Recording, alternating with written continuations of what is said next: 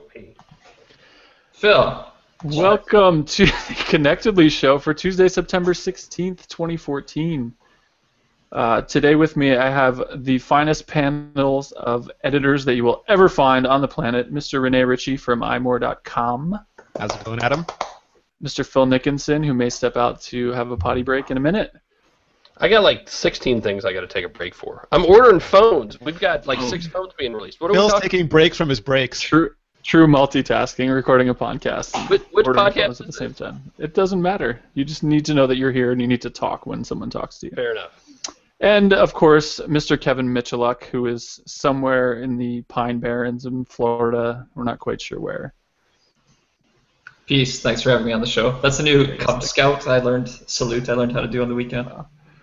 Kevin is so hardcore that he nearly begged me to be on this podcast because he hasn't done one in so long, and he's set up in Marcus's office. I thought we're not calling them podcasts anymore. I thought they're called shows from now on. Adam. Well, I wanted you to relate because I know that you know podcasts and you haven't done a show or a podcast in a while, so I wanted you to know what I was talking about. True. Feels good being back. So this Connectedly show is all about smartwatches because I am a smartwatch lover by nature, and we've had plenty of smartwatch news over the last couple weeks. There was IFA in Berlin where there were a slew of various Android Wear devices and some non-Android Wear devices. And then, of course, there was the big Apple announcement last week with the Apple Watch and the various editions that we'll see in like another 6 or 8 months whenever they decide to put it out. Spring, Adam. It's coming in the spring. Spring, which is 6 or 8 months. So the big thing that I'd like to start out with, we finally got together our ginormous smartwatch buyer's guide, which was which set out to be the all-encompassing smartwatch buyer's guide. So we went from top to bottom with all the current relevant smartwatches with the Pebble and Android Wear devices and the Gears and Martian and some other ones thrown in for good measure. So how many watches were on that massive ginormous list? I want to say there were about 25 or so. All of them, Kevin. The answer is all of them. That's a lot, though. I mean, it's crazy. Let's be honest, though. Outside of Adam, how many of those watches did the rest of you guys recognize? Outside of people in the industry, how many of them? Yeah, it's very, very few. Yeah, I mean, and that's part of it, but I think a lot of people, that are in the geek world that are looking for smartwatches know a bunch of them. They know Pebbles and they've heard of Martian and they've kind of heard of MetaWatch, who, they've been out for a couple of years and they have their new, the M1, I think it's called, coming out very soon, which is their luxury device. But I think with the exception of Pebble and Android Wear and the iWatch, or I'm going to call it the iWatch forever, the Apple Watch, not a lot of them are totally relevant, and I don't know that they are at this point. Did you include the Casio calculator watch, Adam? Because I actually didn't go back that far. I went back. I think one of the Meta watches was the oldest one on the list, which was from like 3 or 4 years ago. But that was as far as we went back. So lame. And I originally had the Krayos Meteor, which was I think an Indiegogo a while back, and it was this hugely anticipated watch. And it just kind of took a turn for the worse. And they actually announced yesterday, the day that I was putting the guide live, that they were ceasing to be a company because the founder, Steve Tan, wrote this huge long post, which takes about 4 hours to read through, describing in detail. But Phil actually read the whole thing. I was in line at Starbucks, and that's how slow they were. I read that whole thing. I mean, it was an interesting read because you don't often get that sort of inside look into, especially a startup, and it gives you a pretty good appreciation for the crap they have to deal with, and that is as quickly as we will hate on these devices, just everything that goes into making them. And Rene and I got kind of a little bit, look at that when we went out to Pebble last year. But just, it's not just as simple as saying, I have this great idea, let's, have Kickstarter and get money for it, and it's done. It doesn't quite work that way. So what went wrong in, summarize the post for us. Was it too late to the ask? He was basically blaming the ODM in China and basically said, yeah, I got scammed hardcore. Really? Now, okay, that's not the scammer or the scammy. I don't know. But I mean, the short version is, it's ODM equals the more I learn original about this business, the more manufacturer. surprised I am that anything actually makes its way like onto store shelves ever. Yeah, it's a pretty intense read, and you go through it. It kind of, he goes through the bits and pieces and the details of the finances and who ended up with what in the end, and just kind of how he made some bad decisions and poor choices and got screwed in the end, and things like that. So it's a fairly drastic turn because they were kind of at the point, before reading this, where they could have fixed things. They could have fixed the software for the phones and the firmware on the watch, and kind of made things better over time. And I think it was a couple of days ago they announced that they were open sourcing the software, and then this all pops up, and they're basically like, Craos as it once was is no longer, so everybody's out of luck. So that was. Well, I mean that just goes back to these sort of crowdfunded product things. I mean, it's maybe an investment, but it's not like you're buying something. You're gambling with your money is what you're doing. Well, yeah, and here, absolutely. Phil, you just opened the door for me to talk about this. So it's kind of like this weird, how growing up you always heard about the American dream and all that kind of stuff. And now crowdfunding, there's two great examples of how different things can be. So you have Pebble on one hand, and then you have Oculus Rift on the other. Both companies go to crowdfunding to get started, Kickstarter launch platforms. They do incredibly well there. They're both innovating in a space, pushing an industry further than it's been pushed before. You have Oculus, who hasn't actually shipped a product, who then gets hit $2.5 billion or whatever the number is, and now they're acquired, and it's on this rocket ship trajectory. And then you have Pebble, where the guy's been working at it for years and years now, pushing it forward. Nobody's bought him, but in the meantime, Android launches Android Wear, Apple launches Apple Watch, and I'm pretty sure nobody's going to buy them for $2.5 billion, and they're going to have a tough road ahead. Two very similar parallel stories with, I think, ultimately probably two very different ends. Yeah, and it's interesting, just I think for me, because it all comes back, I have this giant box of watches, of at least 24 watches that I've used over the past couple of months, but I still stand by my Pebble. Like, no matter what I use, I think the G Watch is my second in command, but I always go back to the Pebble because it does what I need it to do. It gives me good battery life, and it's there. So it's kind of sad for me to think that. I wonder what's going to happen to Pebble because I love my Pebble, and all these other new watches came out recently, especially the Android Wear devices, which there were a ton of at IFA. There was the Zen Watch, the updated G Watch, which is the G Watch R, and we saw the not just updated. That's an old new one. Completely revamped and redesigned Gear Watch R. Yeah. And then there's the Gear S, which is an Android Wear, but that was a new one, which is kind of a separate thing we'll talk about. And then the Moto 360 finally became available. It's worth saying, Adam, that Samsung has made 8 or 9 generations of watches before many people have shipped their first. Yeah, it's funny. I mean, when I was going through doing the guide, it's like I'm listing off. There's the Gear 2 and the Gear Fit and the Gear 2 Neo and then the Gear S. And they're all these devices and they're all running on these different platforms, and it's just is very intriguing. But Phil, as far as the Android Wear devices go, I mean, they're all now we're starting more and more. Obviously, the Moto 360 just came out. There's these other ones set to come out. So they all have essentially the same software, which is going to be updated soon. So it's basically just comes down to hardware at the moment for people. Yeah, and that's we try not to be too superficial with these things, but this first generation of Android Wear devices, I think it's perfectly okay to look at one and say, you know what? I love the way that looks. I'm going to use that because for the most part, they all look and act the same. Even I've got the Moto 360 now. Even for the ambient light sensor, and well, I mean that's kind of the only thing different. Just the shape of it, right? That changes the way it looks on your wrist. Not so much in the way it works though, or the way it doesn't work. A little bit in terms of battery life, but some of that's just the capacity is smaller than the G Watch anyway. So at this point, as far as software is concerned, none of them really does anything that is that much different than the others. I think that's an interesting point, because for a lot of people, when you look at stuff like phones and that, you have your different phones with your different software, where your Samsung devices are running TouchWiz, and you have your Nexus 5, which is just straight up Android. So it's kind of a big deciding factor when you're purchasing that hardware is actually what software is on it. But as far as looking at Android Wear, it's just kind of whether this device appeals to me in a hardware sense. Do I like the look of this device? Do I like the look of this device? Right. And we started off with the G Watch and the Gear Live, which arguably weren't the greatest looking devices, but now we're kind of getting into a better spot with the Moto 360. And I even like the Zen Watch quite a bit, and I think the G Watch R is more, it's got more of that classic feel to it. But I think the big question is whether there's an Android Wear watch that Kevin Michaluk would wear yet, and I don't think we've gotten to that point. Well, I think both the round ones have caught my attention the most in the Android Wear space. I mean, aesthetically, it just looks so much better. I mean, even the Apple Watch, I get, which I'm sure we'll talk about in depth on later.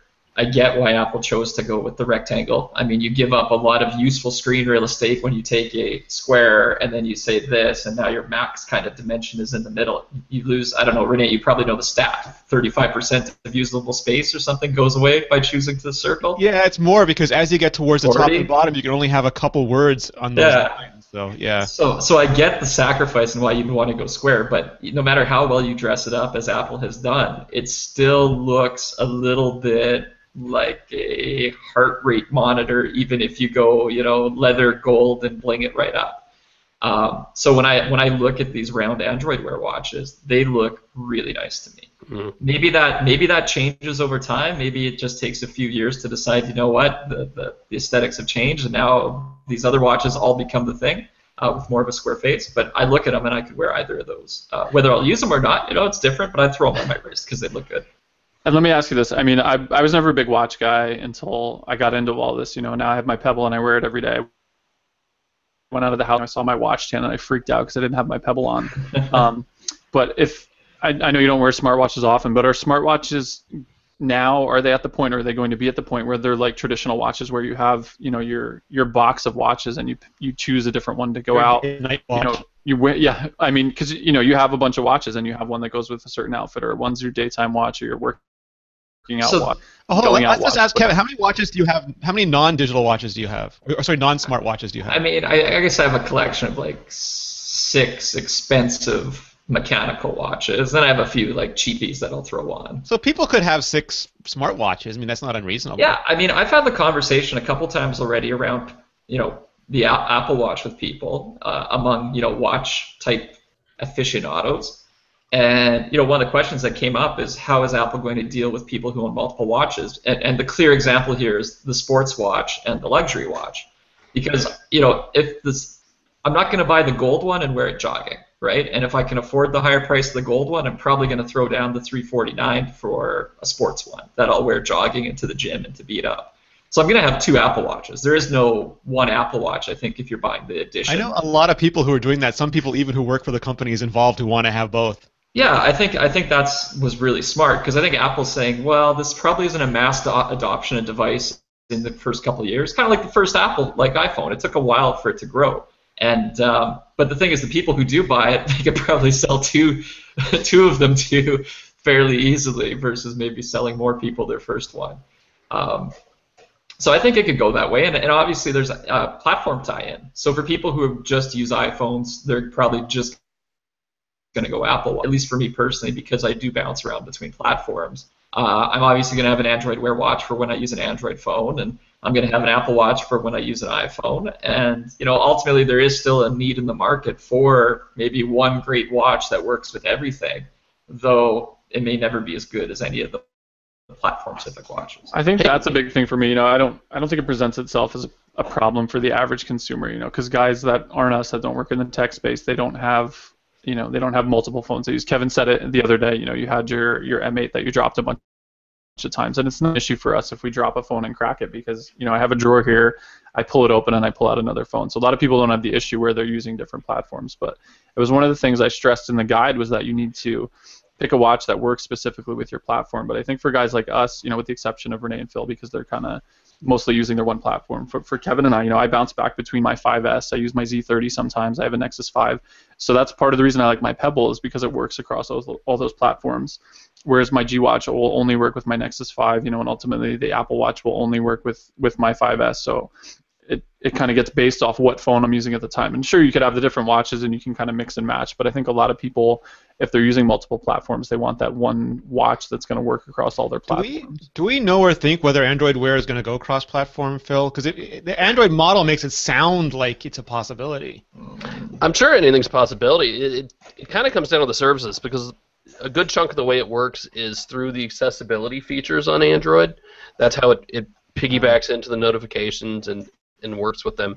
So I don't know. I mean, that's a software thing, and I would imagine kind of anything is possible. Any bets if we'll see an Amazon Fire Watch in the next 12 months? I certainly hope Any not. bets if anybody will buy one? We do. So here's my question for Rene coming out of last week. And I get that the Apple reality distortion field is continuously in effect, but honestly, it's just the 4 of us here, Rene. You can tell the truth now. are we getting a little ahead of ourselves with the Apple Watch? Because you guys didn't get to see a whole. I mean, you got to see the hardware. You didn't get to interact with it all that much. Are we a little premature in declaring this the most awesome thing ever invented? So, I mean, there's different angles, and Kevin might actually be able to speak to this more than I do because he's up on the I'm not someone who understands watches as fashion. I'm the kid who had the calculator watch, you know, or the diving watch. I always bought it based on functionality. Rene, funny enough, the calculator watch is kind of back in style for like girls to wear it and look cool, right? That's So what I'm saying is like people originally looked at the Apple Watch. They said this is not an Apple product. It's not simple. But when you think about it, it's the same as a phone. Like you choose whether you want the big one or the large one. Then you choose whether you want aluminum, stainless steel, or gold, and then you choose the bands the way you would a case. So it's not really that complicated. But I do think that the watches are more personal and are more fashionable, and you have to almost be in a different mindset. And in that mindset, the material, Apple has metallurgists now. In what world does Apple have metallurgists that are making their own kind of gold? Well, no, stop. Every manufacturer has metallurgists. Let's not pretend that Apple is the only company to ever use metal and ever have engineers. No, but they made aluminum, Phil. Okay, They used better metal. Apple made aluminum. They had invented aluminum. Every manufacturer has its own custom aluminum. You know, you change one little ingredient in there, and suddenly you have your own metal. That's not. I guess, but I mean, I'm not used to Apple making multiple metals. I'm used to, your MacBook comes in aluminum, your phone comes in aluminum, your tablet comes in aluminum, any material you want, as long as it's aluminum. And now I got to worry about stainless steel and gold. That's tripled my metal load, Phil. So before we dive in too far, I mean, I guess we'll just make our Apple Watch transition now, but we'll start from the beginning. So we've heard rumors for months and months now about what was called the iWatch at the time, I guess, which we now know as the Apple Watch in 3 different flavors. Let's talk about that. Rene, Ritchie, was that a surprise to you? That there was 3 different kinds? No, that it was called the Apple Watch and not the iWatch. Yeah, so there's a whole bunch of different explanations. One is that they're trying to avoid verbs. Like I watch sounds like something you do. Like I pay, I watch. It sounds like an active thing, and they want something that's a noun, not a verb. So they went with Apple Watch. The other thing is that they're keeping the iStuff now for the mobile, and they really want to show that a watch is not, like they made a big deal about this runs watchOS. It doesn't run iOS. That they didn't, like the same way they didn't want to put the Mac onto a tablet, they don't want to put smartphone software onto a watch. They want to make something distinct. And the other one is sort of the branding thing where like a Rolex has a Rolex on it. Like you don't, a BMW is a BMW, its name. You don't want the product to supersede the brand. You want people to be aware of or talking about Apple or helping you with your marketing whenever they say it. So there's a variety of reasons. I just don't think it's as elegant. I think iWatch sounds better than Apple Watch. Apple Watch is more of a mouthful to me. I think it's good in a way. I mean, because right now, I think I wrote an editorial on it a while ago. You kind of fall into the misconception because people see commercials, for the gear, so they always ask, "Is that the Samsung watch? Is that the Samsung watch?" Even when it's my Pebble or something different, is that Samsung watch? So I think it's good now because the average person who doesn't know a damn thing about smartwatches is going to say, "Hey, is that the Apple Watch?" And you'll be like, "Yes, why? It is the Apple Watch." So it makes it a little easier in that sense. But there's still no branding on the face, though. Like when Kevin showed me some of his fancy watches, you guys saw the word Rolex, so it didn't seem too stupid when I asked him which one they were. But the Apple, it's all the branding is on the back. But I think we fell into that too. I mean, we have the argument too with the Pebble Steel because the Pebble branding's right on the front of that. So I don't know, Kevin, does that make a huge difference whether the branding's on the front of the device when it's just kind of a no-name watch as opposed to a Rolex or something like that? No, I mean, I think with traditional watches you typically see it, and it was actually I think Rolex was the first company to start that. Prior to Rolex, companies never used to put the brand on, and then way back, 70, 80 years ago, Rolex put the label on, and then after that it became a norm in the industry. And part of the design, and it's part of the the popping tags, right? You have that brand and out there front and center, and people know you paid a lot of money for it, so it's a bit of a prestige thing. Taking it off, I don't think poses a problem. I think it's highly recognizable. The front of I got an iPhone here. It doesn't say iPhone on the front, right? Like it's an iconic shape. People will recognize it for what it is. And, to be frank, Apple doesn't need help sticking their labels on it. And in fact, I think it's a good idea that it didn't. I was out for dinner on Saturday night with Marcus. I think everybody knows Marcus Adelson, Mobile Nation's founder and CEO, and his wife. And I said, so what are we going to feel like if we do this dinner a year from now, and the three of us are wearing all Apple Watches sitting at this table, and across from us we see a couple more and a couple more and a couple more. I mean, and reasonably and feasibly it could happen. I feel a little bit better if the logo isn't on everybody's watch, and maybe there are different bands and things. Because if we're all just wearing the same exact thing with the same labels popping out, it just feels like, you know, we should rename Planet Earth to Planet Apple. I do like how there's just no label, like it's just a black front. Yeah. On this, Yeah. and especially because you're going to spend a lot of time. Rene, how does the Apple Watch? Does it go completely dark, or is it always on, or? No, so it's got a typical Apple screen, and like, so this is something that we should explain because Phil had to face this with the Moto 360. When you have a full color display and you have radios inside the watch, those are the enemies of battery life. The more you use the screen, the more you use the radios, the less battery life you get. So a lot of the companies have to do everything they can. There's no breakthroughs in battery technology. We don't have atomic wristwatches yet. They have to do everything they can to maintain this. So the Apple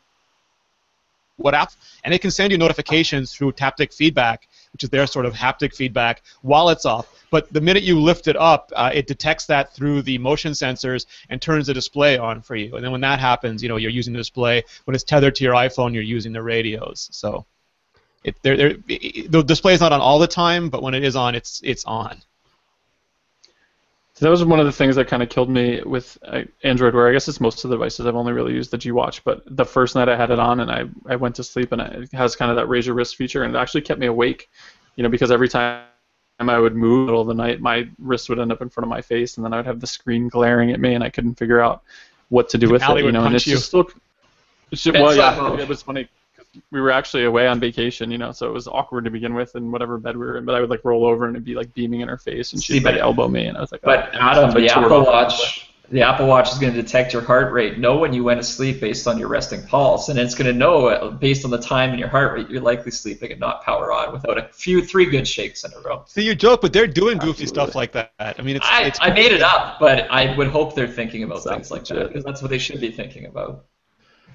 So that was, I mean, that's one of the biggest things with Android Wear in particular with me. It's the screen, you know. That's part of the reason I love my Pebble, is because the screen's there, it's on, you know, and I bartend at night, so I can shake my wrist to have the light go on, which is huge for me, and I don't really have to touch it most times to see the notifications. So there's a lot of little things, you know, and that's kind of my use case, but I think it depends on the use case for people. So there's a lot of refining to do, and I think that kind of factors into, you know, how people actually use their devices and what they need to do, different things. So for me, you know, wearing my G Watch to the bar was kind of not a good thing, because it would light up with these little notifications, but I would still have to touch it and scroll to read it, you know, and I couldn't just get it on by flicking my wrist and stuff like that. So it was, you know, what's going to be amazing is when we go to the movie theater in like 12 months, and then before the movie starts, there's going to be a new thing that says, please, during the movie, don't move your wrist too quickly, because we don't want to see 90 Apple Watches turned on and blind everybody. And seriously, that is what will happen at movie theaters if everybody switches to smartwatches that turn on at the flick of a wrist. It's going to be freaking annoying. It's going to be. Well, I mean, even please put your phone on mute, and you know what? Let's just power down our watches right now. Well, I was going to say this before, Kevin, but like the part of the deal with this watch is it has almost like an achievement system for health. So if you're sitting down for too long, it buzzes you and says, "Get up and walk." It will not reward you until you've done 30 minutes of high heart rate activity during the day, and it basically has personal trainer functionality. So you're sitting there, you're watching Guardians of the Galaxy, and it's like, get up, you lazy ass, get up, you lazy ass, jog, bastard, jog. See, that was one thing I had. I think it was the Garmin VivoFit, and it actually it goes every 15 minutes. If you're just sitting around, it's got little red bars that go across and light up, and then when it gets to the top, it alerts you, and then you have to do, you know, not necessarily strenuous physical activity, but you have to get up and be active for a certain amount of time before it resets itself. So I lasted for a couple of days, and I would see it, and I'm like, oh, I got to be active, you know, and I would try to get up and move around the house and do jumping jacks, and after a while it just wasn't resetting, so I finally just took it off, you know. It's like, I know that I'm sitting around all day as it is. I don't need something on my wrist buzzing me, telling me to be active. It was like, for my wife to do that, so that's quite all right. So the Apple Watch is going to be and 3, I guess, what are they calling them? Editions? They have so Editions is one of the. Edition is one of them. There's the standard Apple Watch, which comes in either black or silver stainless steel. Then there's the lightweight aluminum version, which is called the Apple Watch Sport. And then there's the high-end gold or rose gold version. I think it's 18 karat. That's called iWatch Editions. You can think of them as collections, 3 collections. Yes, that's the right word. That's exactly what Thanks, watch guy. And we know I guess the mature level maybe 350, and we're not kind of unclear on the pricing from there on up. Well, Kevin, you know what 18 karat gold watches cost. What are we looking at here? Well, it depends though, because is it an 18 karat coating or a No, solid? it's solid. Yeah, so I mean, this is the thing. I don't know. I mean, in the world of watches, like this is a Rolex that is stainless steel. This thing is $12,000 or $11,000, something like that. If you get the exact same watch in rose gold, it's like $30,000. So it's not going from $350 to $1,300. If it's truly gold to the extent, I mean, traditional watch companies would jack that up by magnitudes of order, like Now, the watch people did say that Apple is pricing these watches cheaply for what you get. That $350 is a really good deal for the design level put into that the base level watch. I mean, my thing is, and this is my thing. If it's $1,200 to $1,500, maybe as high as $2,000, I will buy a gold one without hesitating. Any more, I think, right now, because it's year one, and I would expect a lot of improvements to come to the watches and the platform once they get real world usage, hundreds of thousands, millions of people wearing these things. I expect the watches to change quite a bit probably the first couple of years, just as the first iPhones changed quite a bit the first couple of years. I don't know if I'd want to spend more than that until I'm confident I can wear this thing for a few years, because the thing with this is I paid $12,000 for it. I can still sell it for nearly the same amount right now if everything goes south and I need money. I might need to take a little hit, but it holds its value quite well. It's also timeless. Like, you can wear that for 10 years. You can give that to your kids, and it'll still be a great watch. Yeah, exactly. There's very little technology in the world, I think, that has that same ability to hold its value or even appreciate in value. So I don't know what'll happen. What'll be interesting to see, too, is watch companies are notorious for doing limited editions, because really the technology in these watches hasn't changed that much in hundreds of years. The precision is better, the manufacturing tolerances are tighter, but it's the same sort of movements and things they've been doing for a long time. So how do they keep releasing new watches every year and prompting people to buy? Well, they do, 1,000 units of this type of model with slightly different colors and a limited edition strap, or they change something, or they go with below your knee one year, above your next. Or they do sponsored things for, like, this is the Formula One watch, in partnership with the FIA, and brands do cross-licensing. So I'll be interested to see if Apple goes that route, because if they're truly embracing fashion in the watch industry, you see this all the time with higher end watches, and that makes people okay to shed money or spend the money, because it's like, oh, me and 50 other people in the world own this particular watch, I'll pay $50,000 for it. What I want to know too is that for Android, we had Mateus Duarte up on stage talking about the design language of Android software. Apple's had Johnny Ive on hardware for a long time, and now they have Mark Newsom too, who's a really famous designer. I wonder if the Motorola's and the Samsungs or whatever are going to have to start hiring these, or at least putting up these really famous industrial designers, or if they'll become as important as the software designers have been. I think it's pretty clever of Apple to bring in. I mean, again, if you're truly embracing fashion and you're really committed to taking tech and merging it with the field of fashion, this is what major brands do. I mean, yes, you have brand names like Louis Vuitton or whatever else, but most often those companies are known for their head designers. Mm-hmm. And there's been a lot of big fashion houses over the years where the company was starting to flounder, and then they go and they recruit in a new head designer. Somebody like who is it? I think Marc Jacobs for a while was that. He ran his own brand now, but he started off working on another brand. And same thing with like Michael Kors, went to one of those big houses before he started Michael Kors. And these lead designers become very, very famous under the companies they operate for. So for Apple to bring in some star power along those lines, it won't hurt them. I don't think you're going to see them get embraced maybe the same way as it does in the fashion industry, but I think it's a really smart move. And if the other companies aren't thinking the same lines, then they're not being super serious and committed to actually taking technology and merging it with fashion. Like, does Tommy Hilfiger jump up on stage at the next Moto event? Yeah, I don't know if it... I mean, I think Apple has its thing of they want a clean aesthetic and everything else. They kind of have a design aura they've hit that they stick to. And I think the Apple Watch is still a reflection of that when you look at it. But they're also doing a pretty good job of just giving people the ability to personalize, make it really feel fashion-oriented. I would say, though, it's pretty risk-free. I mean, I remember when Phil talked about the BlackBerry Playbook when it came out. And Phil, what was your description for it? It was unoffensive. It was an unoffensive product. Yeah. And I do feel like the Apple Watch so far that I've seen, it's an unoffensive watch. It's obviously stylish, but there's still things about it that are it's kind of like unoffensive. I don't know if I'm emotionally moved yet by it, as has often been the case maybe with other watches. But there's definitely a lot of designs I like the look of. So. Do you? I mean, I guess for Rene or Kevin, do you think that it's going to be like a yearly thing with the Apple Watch? Will we see, like they have their iPhone event every year? Are they going to be putting out new hardware for watches every year? Is it going to be something that's kind of drawn out and spaced out differently? Because the first ones we're not going to see till spring. So when do you think they're going to give it another go and go with the next generation of Apple Watch? I mean, so the iPhones and iPads they've had on a yearly cycle. I mean, they did do 2 iPads in 1 year, but mostly they do it on a yearly cycle. The Apple TV, on the other hand, they put out in 2010, 2012, and likely 2015. So they've shown an ability to let hardware sit there if it had the capabilities they want. My guess is what Kevin said earlier is that this is a first-generation product, so they're going to have to carefully balance the desire to make a faster, thinner, the iPad 2 or the iPhone 3G version of the watch with people who just laid out $1,000 to $2,000 for a gold watch who don't want to have that smack their face quite so soon.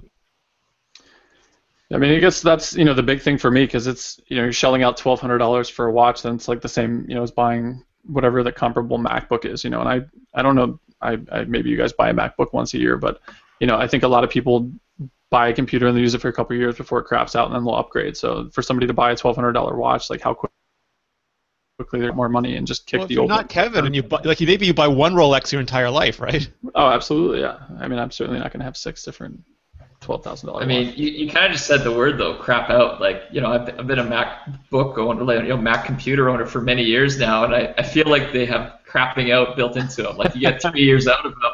All you could do is browse the web on it, but if you do every software update that comes out, it eventually turns into a piece of crap over 3 years.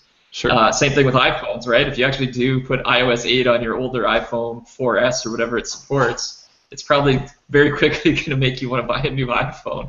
It just seems to be my personal experience with the brands. And I think with a watch like this, if you do spend that much money, it can't crap out over time. It needs to hold up until you actually want to buy a new one and feel you can, you want to do it for other reasons that it's now running like a leggy piece of crap. It's interesting because I spent part of the weekend, I wiped my MacBook Pro and just kind of started fresh because it was starting to lag and there was a lot of crap on there. So kind of breathing a little bit of new life into it. It's a hand-me-down from Kevin in the first place, which replaced my old MacBook Pro that was crapping out. So it's just kind of trying to extend the life cycle. And I also have my original first-generation iPad that I got as a wedding present, I think, for Mobile Nations that I let my daughter use for different apps and stuff. But I mean, that compared to the iPad Air that I have, it's so unbelievably slow. And I'll try to download different games for her every now and then, and it says, this requires iOS 6 or whatever, that you can't put on that first generation device. This isn't. I mean, the problem we have right now is that mobile is so new. This is back in the old days, gaming industry, PC crisis would come out. You're like, oh my god, I can't believe on this $8,000 computer I bought last year. But now processors are so fast that for computers, it's the difference for a normal person, not like us, but like for my mom or my dad who just wants to do email and surf the web, the difference is negligible. But mobile, I mean, we just went 64-bit with mobile. It's evolving fast to try to catch up. Yeah. So I guess the other things, I mean, we didn't really dive in too much, but as far as Apple Watch goes, Rene, what are your thoughts? I mean, just a quick briefing, what it does. I mean, it integrates with Siri. You can run your apps on it. It's got their funky digital crown, I guess they call it, for navigating, which I'm totally not sold on yet, but I guess we'll find out. So think of the digital crown as like a click wheel, like the old school, or the jog shuttle on some early BlackBerries, where you could just use it to go through lists really quickly and press it if you had to really quickly. It's a way to keep your fingers off a screen that's really small and is easily obstructed. So it's not new, it's just a new manifestation of that design.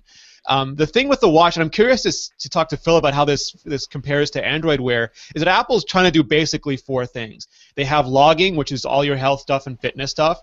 They have authentication, which is what you can use to make purchases and things like that. They have notifications where things that are on your phone, whether they're widgets or actual interactive notifications, can appear onto your screen.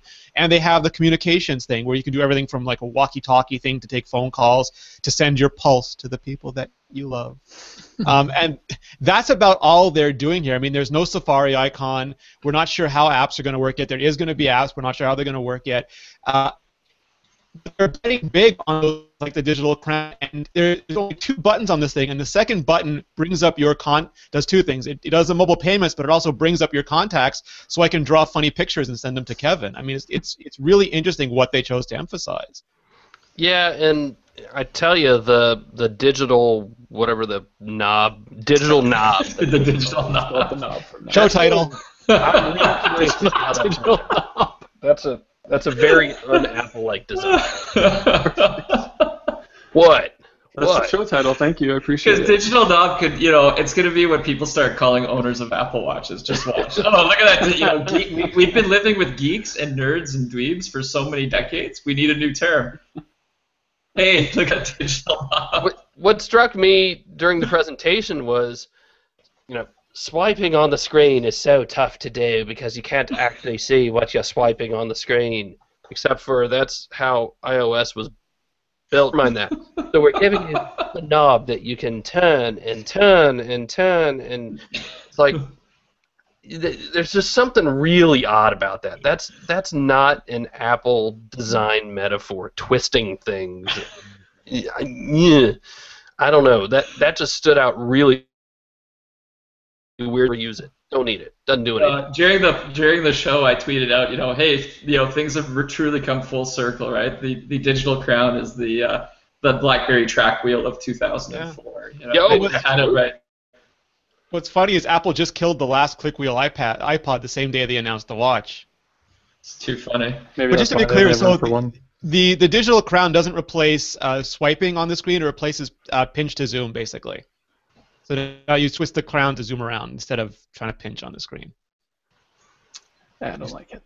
You'll have to swipe and it's a double tap now. It's a force tap, which is interesting. Well, instead of one tap is a left mouse click and a force tap is a right mouse click. We have a lot to talk about on the Apple Watch still. I want to start maybe a little bit hardware. So we talked about the 3 collections. So 2 sizes, 38 millimeters, 42 millimeters are the sizes of the watches. Mm-hmm. It's interesting because if we go back earlier this year, when even late last year, when there was speculation of an Apple Watch, I think I wrote an editorial when I was flying to CES in January about how I really wanted Apple to release an expensive Apple Watch, and Rene eventually posted that editorial, and a lot of people called me out on it. And I was like, look, if they want to win me as a customer, they need to give me a watch that looks like a watch, and I want an expensive version of it. And I remember Derek Kessler just. What's the word, Phil? Vehemently? Starts with a V. Yeah, how do you pronounce it? See, I can write words that I don't know how to pronounce. It's really funny. Vehemently. He was doing that against my article, and he's like, Kevin, you're an idiot. It's Apple. It's going to be affordable by all people. It's going to be cheap, etc. So, and I kind of said, you know what? He's right. There's not really a precedent of this. Ultimately, we both ended up being right. But then in the meantime, me and Rene were arguing about, well, is it going to be a fitness band, or is it going to be something that looks like a smartwatch? Because how about unisex? iPads, iPhones are both unisex type devices. Mm-hmm. So if they're going to make a watch, they can't, if they go with a watch form factor, and I would argue all of the Android wear we've seen to date is more masculine and appealing in design. How is Apple going to make a watch that is still unisex? Which made us think maybe it's going to be more of some sort of a bracelet or fitness band. We also said, you know what? Maybe they're going to build something that's made complementary, because if they went with a band, I could still wear a Rolex on my left wrist and the Apple band on my right wrist and be completely happy that I haven't gotten rid of this in favor of this. Ultimately, Apple did go with a smartwatch, but they answered all the questions and took care of a lot of the needs of the market. They've satisfied my need to have an exclusive higher-end watch. They've made something more affordable. How did they appeal to both men and women? Well, 2 sizes for little wrists, little hands, bigger wrists, bigger hands. And then a plethora of customization watches that can go from the blacked out stainless version, right, which is actually pretty cool looking when you have just. I'm still getting that one. Yeah, I knew that. I mean, that's the sport one. That's the regular one I would get. I would get one probably whatever, and then I'd get the gold one. But the blacked out one is a good-looking watch, right? That is very like today's style. You know, PVD black looks awesome on metal. But then, you know, I sent my my fiance all the you know, to the gallery, and I said, okay, honey, which one will you get? And she picked out, I think, the rose gold with the sort of grayish leather band on it, and she would love that one, right? So they've totally answered the needs of the marketplace in a much smarter way than anybody who's attempted to build a smartwatch to date has, whether it's been Pebble or whether it's been any of the Android Wear players, or Samsung, whether they were doing Tizen or Android Wear. You know, like you can't. Apple has killed the way they analyze the market and came out with a V1 product. Is it a winner though? I still think there's a lot of huge questions that I mean, we can maybe talk about it at the end once we get through, but the biggest question that I seem to get from everybody is, you know, I already have a freaking phone in my pocket with a big display. Why do I want to fiddle with a digital crown and a small screen at all? I mean, the time I'm going to waste on that, I could just pull out my phone and use it and have a great experience. One data point, and you know, anecdote is not data, but one interesting point is when I got home, my mom said, I'm watching the iPhone event. I'm like, you finally watching it? She's like, no, I'm watching it for the third time. When can I get that watch? I'm like, what do you want that watch for? It took you until the iPhone 5C to get an iPhone. And she's like, yeah, but my phone is in my purse. It's not on me, so I miss calls, I miss messages. Sure. This way, at least I'll have something on me. And she has an iPad that she loves, but that's on her table. This way she'll want to contact her. Yeah, no, it's true. Hey, and you know what? Think about schools. It's like if you go to university now or high school, it's like your phone is banned from the classroom. Well, if you're going to start banning watches from the wrist now, well, you know, Mr. Teacher, Mr. Professor, because it's going to get crazy. You take your watch off and you put it in my drawer, young man. You'll get it back at the end of Seriously, class. it's going to be, we should open a business for digital lockers, right? So like when you walk into a school, it's like everything goes in here, lock and key. Miss, he's drawing dirty pictures on my watch again. Miss. Yeah, I mean, we're all in such a hurry to understand this stuff within hours of it being announced. Never mind the fact that you can't buy the watch, the Apple Watch, until sometime next year. What do you think, Rene? Probably January? No, my guess is March or April. Really? Oh. You know, a lot of time for change between now and then. A lot of time for the the smartwatch platform in general to change. You know, Samsung's made 6 watches in a year now. Android Wear is about to get a big refresh just months into its life cycle. So I get that we have to explain all the things, but we don't know a damn thing about this yet. You've seen just such a small part of it.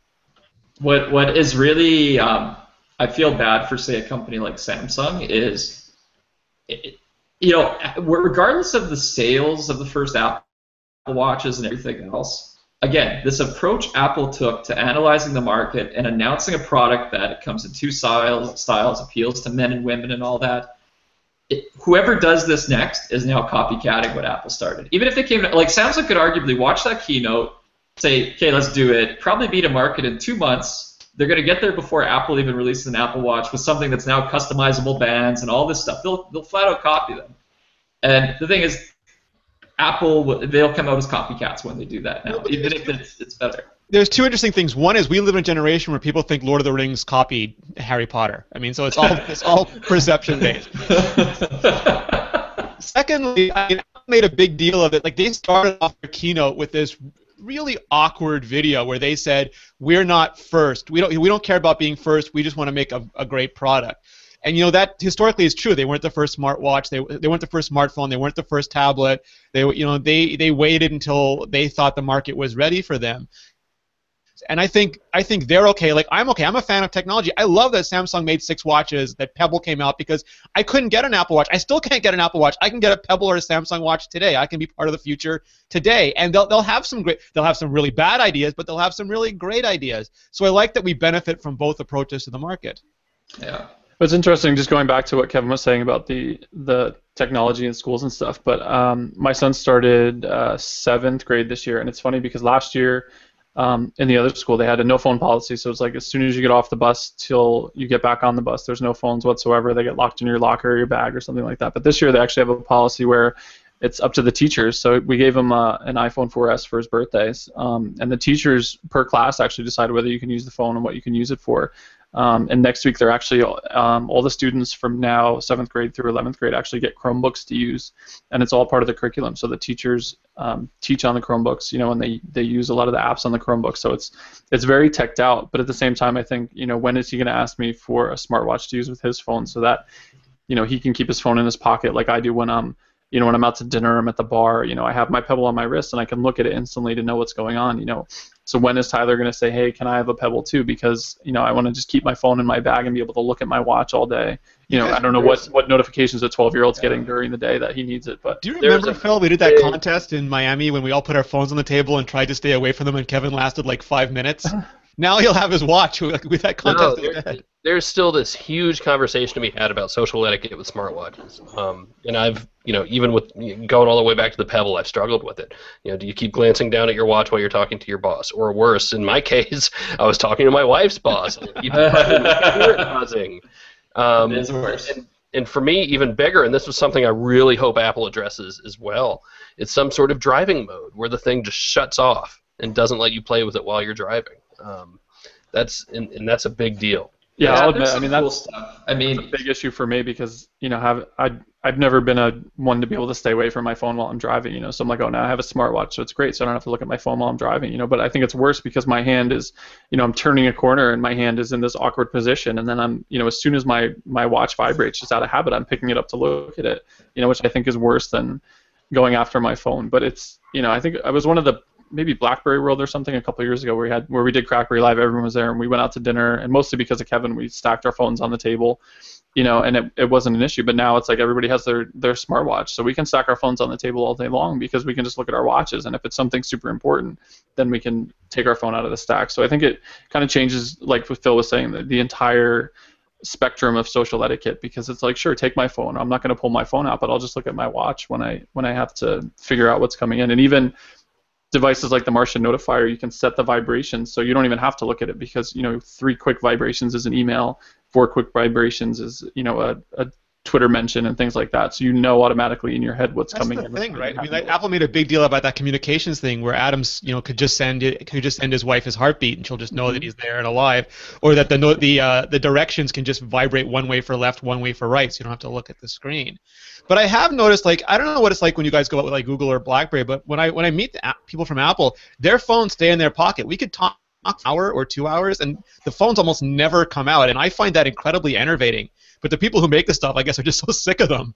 They can leave them in their pockets forever. It's different. I know at the BlackBerry conferences, at least everybody always had it in their hand. I don't know anybody that actually put one in their pocket, but it was always, one or more being carried around, and they were always on the table, and they were never put away. So. Rene, I think it's just that they're so honored and enamored to be in your presence that there's no other person on planet Earth that they'd be speaking to. It's probably like they're not going to go until I go, and we're both so nervous. Forget about their phones.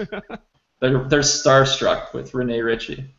I'm sure that's what it was. No, I think to Phil's point on etiquette, though, I think there's a lot of thinking that's going into these things, and we've seen some implementations. And I know there's probably other examples, but I'll even say like BlackBerry with OS 10.3 has done some things that I've seen the first time in their platform, where it's let's say there's an option for meeting mode. So anytime you have a calendar appointment in your phone, you can optionally turn on to have your phone automatically silenced during those calendar appointments. So if I have a 30-minute call scheduled, it just, it kills the sounds altogether, kills the LED and all that stuff. It's away, meeting's over, everything turns back on.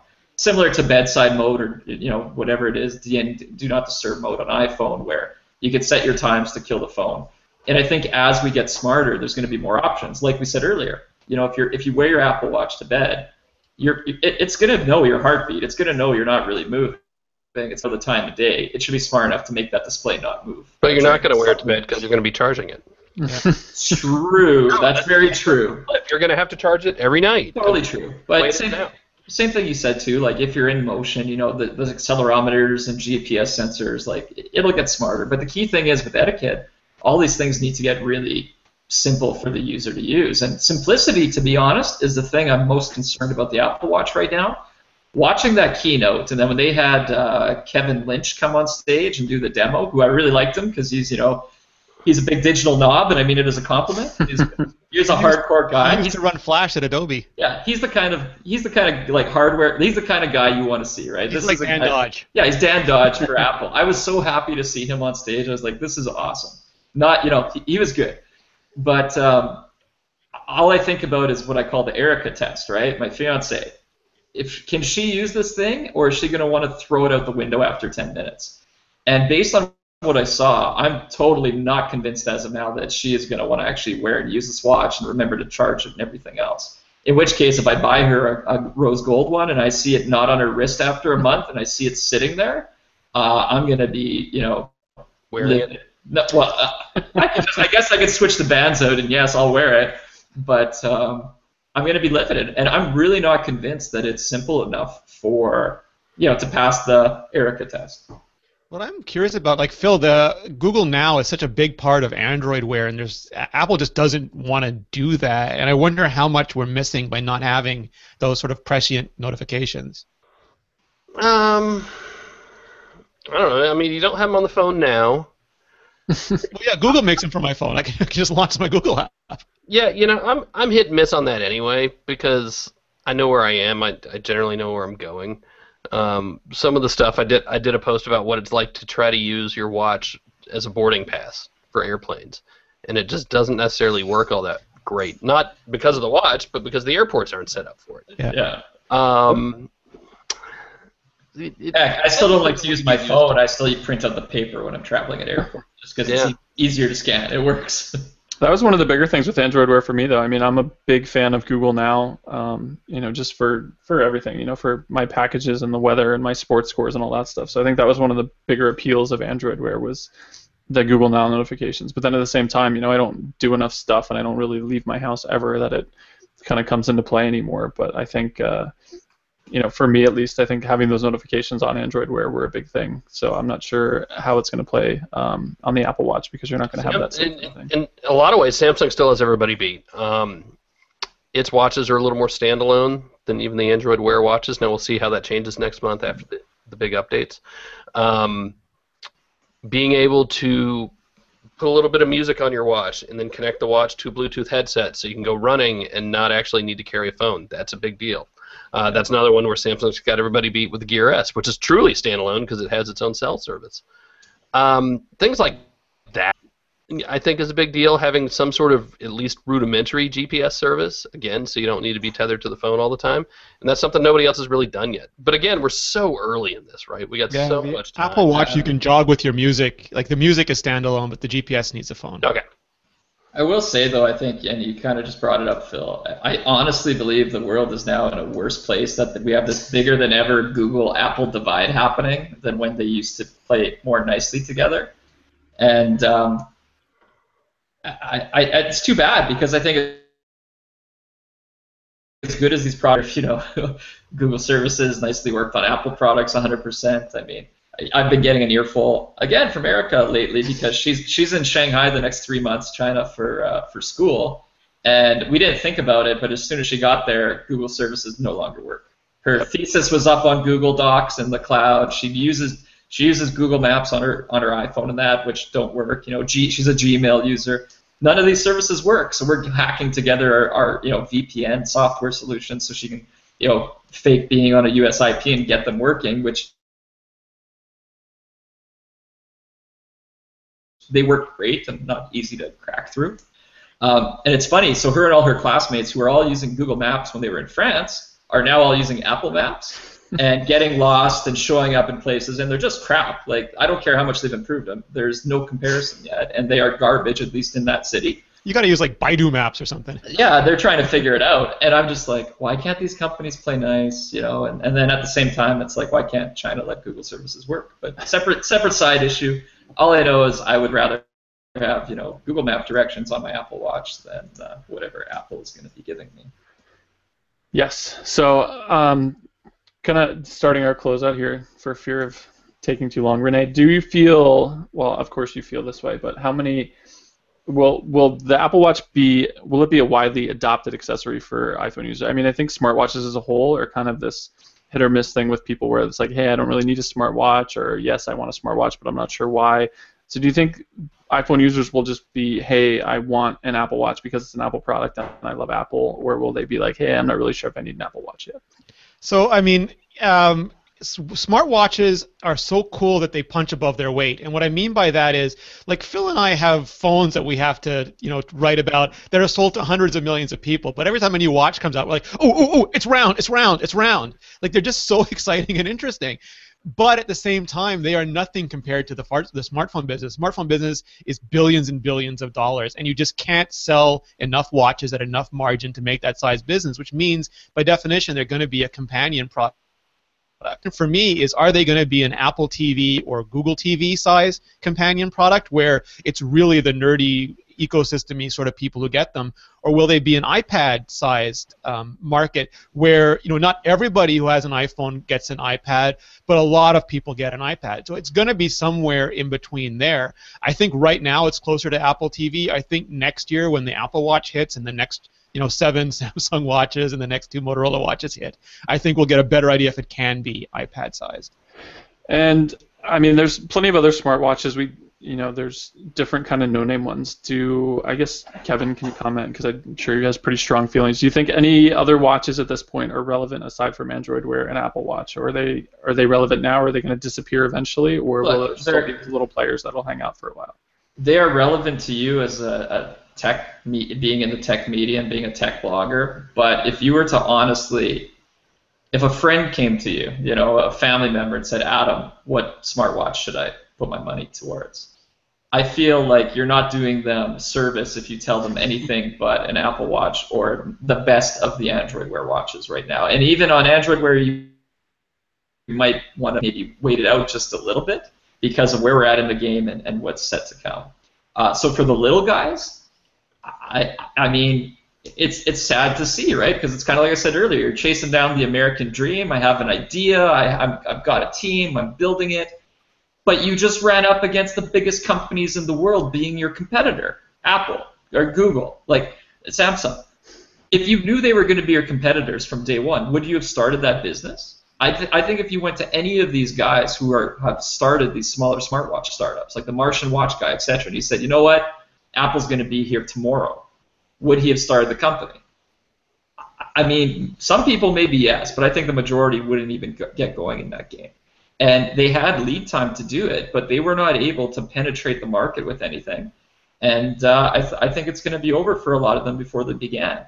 And in the case of, let's say, a Pebble, where I wish nothing but the best for them and everything else, I'm kind of sad to see that they haven't been acquired yet, because that was their exit, right? It was like the Oculus Rift style thing. But clearly, when you're looking at these ecosystems that are building out around them, Android is the platform, iOS is the platform. So them building their own sort of native platform that doesn't talk to, that isn't so tightly related, I don't think the acquisition was there for them, those other companies, versus just them building it themselves. Maybe Facebook will buy Pebble and make the Facebook. I don't know. It's hard to say. So I think for them it's going to be pretty tough. Amazon could buy them because they all use e-ink. For our smartwatch extravaganza. There's plenty more to come, so it's definitely, I think it's just the beginning. There's a big Android Wear update on the way, and then 12 or 14 months from now, we'll see the Apple Watch finally be available. Look, I think we didn't really talk about that because I think some people have said like, oh, Apple got on stage and announced something that I can't buy in 2 weeks. Freaking brilliant. I mean, this is a common tactic. I mean, once you're in a product category, like let's say you're selling the iPhone 5 and you're about to release a 6, you're Apple, right? You want to sell as many of those iPhone 5 the minute you announce the 6 because you're overhanging your market. Yeah, you don't want to cannibalize your sales, Osborne them, overhang the market, whatever it's called, right? If it leaks too early and consumers quit buying the in-market device waiting for your next one. In this case, Apple has nothing to lose. All they have the ability to do right now is keep people from buying what's on the market. Christmas is coming up, Black Friday's coming up, all these sales seasons are coming up. A smartwatch is a totally giftable device at the price range of $150 to $350, and Apple and basically now little Jimmy's not going to ask Santa Claus for the Samsung Gear whatever because little Jimmy's waiting for his birthday in May to get the Apple Watch now. Oh no, but they should do an ad saying don't make little Jimmy wait. Get him this. They should, yeah, but Samsung will probably do that ad. But that's the thing. It was like Apple gave the silent big FU to the rest of the market because they could. This is one chance where they're entering a new space. They don't have their own sales to cannibalize. where they can just screw everybody by announcing. It's what they do every time too. Like the Yeah. iPhone was introduced the Apple TV was introduced 6 months before it shipped. iPhone 6 months before. Yeah. iPad 3 months before it shipped. Well, it gives time for developers on the new platforms and that to build for it. But in this case, where you've seen, I mean, how many watches were in your buyer's guide, Adam? 20, 27? At least 25, I think. You know, and Apple, who, like Phil said, maybe it's not as polished and as far along as you'd think it should be. It doesn't really matter because it's going to stop a lot of people who were maybe in the looking zone to wait it out now. So Apple can't really hurt themselves with it. Boom. So I think that's it for us for all of my. What? I just feel like there's so much we haven't talked about yet. Well, it is, but some of us are on schedule, so we can always come back for part 2 of the Digital Knob Show. That's got to be the name of it, like not just this episode, but the whole podcast. Go reserve that domain now, Phil. Yeah, get the domain. Adam, get all those social handles. I'm Before we pretty post sure Digital Knob should be on Twitter. Oh, somebody already has it. What? Not kidding. Was it trademarked? Are we How gonna did they spell knob, though? N-O-B or K-N-O-B? K-N-O-B. Who That's the how hell you spell spells it. it N-O-B? That's the C++ thing. Weird. Anyway, Rene, Ritchie, which Apple Watch are you going to buy and why? I am leaning towards the black stainless steel with the black. I mean, I said I wanted the Milanese band, and Georgia made fun of me but I think it looks like chainmail. But I think I'm gonna get the black band. Renee just like to say Milanese. What are those bands called, Kevin? The metal ones with the links in them? Sandwich. I think it's just, I don't know. I think it's just a linked watch. Yeah, that's what I'm leaning towards. Fair enough. Phil, which Apple Watch are you going to buy? I'm sorry, what? Yep. The Kevin, round one. Kevin, you're going to get the biggest, bestest, goldest one there is, I'm sure. Yeah, I'll do. I like the look of maybe the gold one with a navy leather band, and then probably a sports one after that, or like the blacked out one. Nice. Love them. So we'll see. For Apple Watch, I think so. That's what I'm looking into now. I just really wish they would have went maybe 44 millimeter. I think 42 is a little small. It's funny, you know what, because I was just talking to Allie at breakfast today, and I was thinking the exact same thing. So 6 years, Kevin. 6 years from now, they'll be bigger than bigger. Yeah, they're gonna, you know, because that's actually, again, for Apple tying into fashion here. So they've nailed a lot of trends, and the personalization is huge. But size of watches, the trend lately has been towards bigger at all price points. Like if you walk into a jewelry store or like Diesel or Nickinson, a lot of their watches for guys have gone way bigger than 42. 42 is a really small watch. I mean, typically those are your refined watches. Like this is a 42, and it's the smallest watch I own, and I actually don't even like looking at it on my wrist because it looks too small to me. So I wish they would have gone a little bigger there. Kind of missed the boat. Part 2 of this series will just be Kevin talking by himself about watches. Oh, Yeah, I watch wanna- that. Well, I want to know more about the sensors underneath, because that was probably the thing that seemed coolest to me, is how many things there are that they didn't totally talk about everything. Yeah, like one thing I didn't mention is like the security on this. You put in a passcode, and then as long as it maintains contact with your skin, that watch is authenticated, and you can shop with it and do other things. Yeah. The minute it comes off your skin, it locks, and you have to re-authenticate. Because honestly, Adam, you haven't addressed the biggest question yet, which is most people, and I'm an exception here, quit wearing watches because of their smartphone. Apple themselves are the company that made hundreds of millions of people quit wearing a watch. So now they're saying, put a watch back on your wrist. So what's it going to take for Marcus, who's sitting across from me here, who quit wearing a watch years ago now, to put one back on? And to me, that means it has to do more than tell time, obviously. It needs to do a few things, at least a handful of things, that are so freaking amazing it makes you want to wear that watch all day. And I don't know if that's the health tracking logging or something we haven't even heard about yet. He's going to get it for the home automation stuff. You can run his entire house from his watch. Maybe. Yeah, I Maybe he'll don't start know. his Tesla from his watch at some point. Yeah, you don't have to do that with those cars. They don't have gas engines, Adam. They just go. They just start for you. They just go. You just hit the pedal, it goes. Damn it, Adam. That's another story for another time, I guess. Whew. Is there anything else you'd like to talk about, Kevin? No, that's great. Thanks for the show. It was awesome. Are you sure? Yeah, thanks for having me as a guest. Thanks for being here. So for myself, Rene, Ritchie, Phil Nickinson, and Kevin Michaluk, this has been the Connectedly Show, which we will hope to bring you many more episodes of. We hope you enjoyed it. Go read the Smartwatch Buyer's Guide. You can find it at phones, phon.es/smartwatch guide. Whoa, beautiful. I can't believe you forgot the name of the show already. Oh, Digital Knob, but it's taken now. We can't use it. I feel bad. You can use it as a show title. Digital Knob, over and out.